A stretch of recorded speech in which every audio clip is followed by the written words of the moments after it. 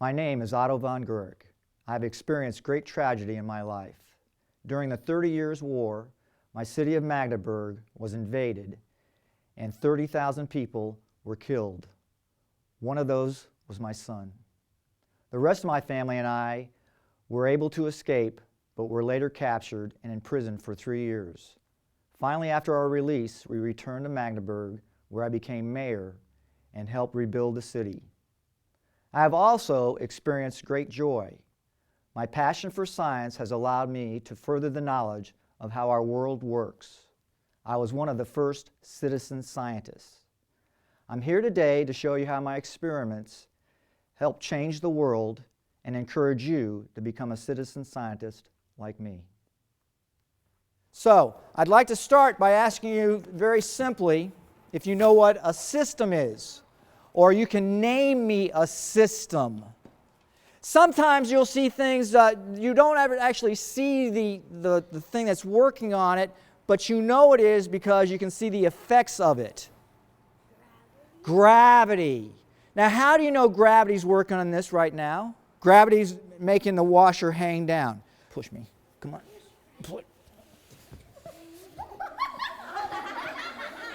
All right, stop, and stop laughing. What are you laughing about? His force or push is stronger than mine. How do you know that, though? How do you know it? Yes, ma'am.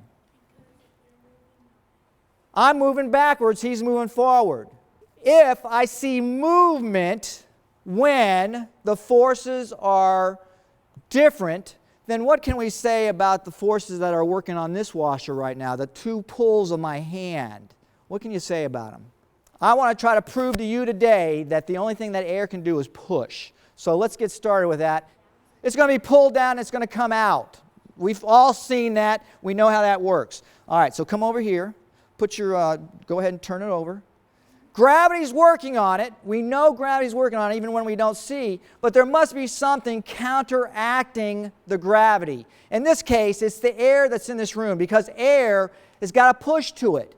And it can push down, it can push up, it can even push, go ahead, let me, you let me have it, sideways. So it can push in all directions.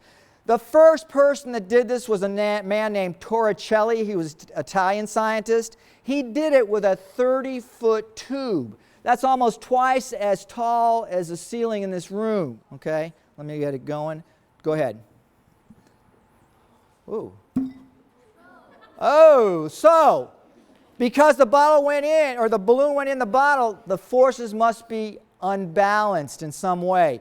What we did, though, is we heated up the air. And when you heat up air, it starts moving faster.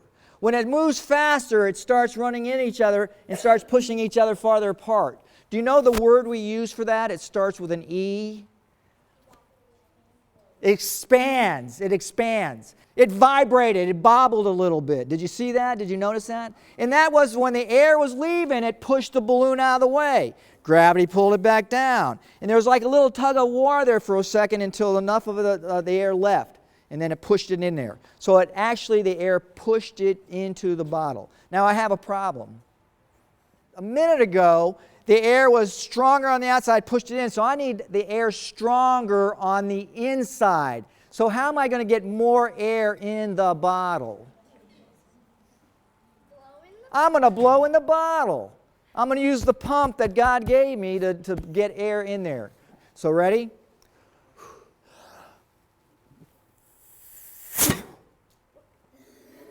He caught it, didn't he? Yeah, give him a hand, give him a hand. Good job. Now, I have a couple other suction cups that look like this. They have handles on it. And I'm going to go ahead and push the air out that's on the inside. So all we have is air on the outside pushing these two things together. Now, we have a whole lot of air above us. We have 60 miles of air above us. And it has a lot of weight. A 3 foot by 3 foot by 3 foot, a cubic yard of air weighs about 2 pounds. If you were to measure how many cubic yards are in this room, the air in here would probably weigh 500 to 600 pounds. there's 15 pounds on every square inch of this pushing these together. So I want to see if any of you can pull these apart. Go ahead, pull. Pull. Pull like it's the last cookie. Pull like it's the last donut of the whole world. Yeah. You can twist, Tommy, twist. Now twist. Now twist it. All right. That's good. I got to show a demonstration to the Roman Emperor King Ferdinand about 10 years ago in 1654 and his whole royal court. And what I did was this. I invented something called the Magdeburg hemispheres. And they're very much like these suction cups that we had. But they're, instead of being flat, there are spheres. And they come apart very easily. And I have a valve here. And what I'm going to do is pump the air out. All right, I'm not going to squeeze it out. I can't squeeze this. And I could use a mechanical pump because I invented the very first vacuum pump. And a vacuum is where there's no empty space, where there's no matter inside of it. I'm going to go ahead and close the valve, turn the pump off, and then take the tube off of here. Go. Come on, you can do it. All right, stop, stop. Drop the rope. Now, I want to let you know something. I did this for King Ferdinand. I had a much bigger two hemispheres, about 20 inches apart. So instead of using people, I used horses. I put 8 horses on this side. I put 8 horses on this side. Guess what? They had no better luck than you pulling it apart. They could not pull it apart. There's that much air pressure pushing these two together. Okay? And what I'm going to do, I'm going to take what you call a ping pong ball, a very light thing, and I'm going to put it in this tube. All right, I'm going to put some tape on the end, right here. And since it's called a cannon, so I'm going to put it right there. I'm going to put a weight on the top of it right here. And then I'm going to put more tape down at this end. Listen carefully. Remember I said nature hates empty space, so I'm going to be making some empty space here by pumping the air out of here. There's going to be very little air inside the tube, just the ping pong ball. Then when I get as much air out as I can, I'm going to come and let some air back in right here. And since nature hates that empty space, it's going to come rushing back in here, and it's going to take the ping pong ball and hopefully send it down the way. Pump is struggling. I'm checking the valve or the pressure gauge.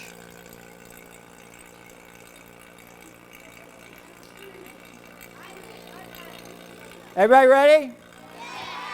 3, 2, 1.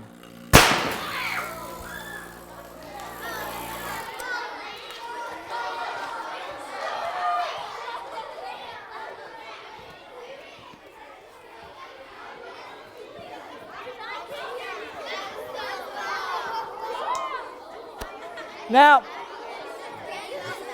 I like that. That was so cool. I couldn't find the ball. Oh, it's inside it. Oh, it's stuck in it.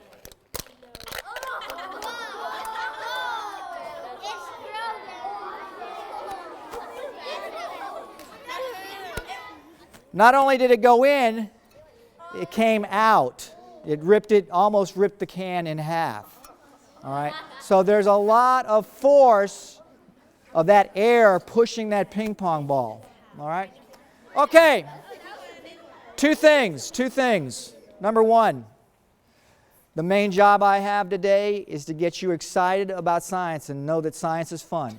Number two is that I want all of you to think like a scientist every day and be what's called a citizen scientist, since I was a citizen scientist.